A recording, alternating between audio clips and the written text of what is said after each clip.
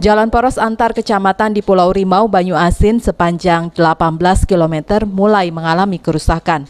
Kerusakan jalan poros Pulau Rimau yang dibangun pada pertengahan tahun 2020 dengan anggaran 77 miliar rupiah, menurut Dinas PUTR Banyuasin lebih disebabkan struktur tanah yang labil.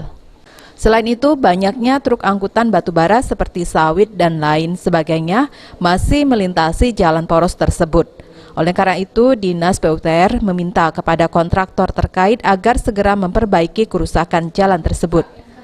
Jalan poros Pulau Rimau tersebut dikerjakan oleh kontraktor PT Citra Kurnia WW dengan panjang 18 km dari Desa Meranti, Kecamatan Suak Tape sampai ke Jembatan Tanah Kering Desa Teluk Betung, Kecamatan Pulau Rimau, Banyuasin. Sulaiman, PAL TV.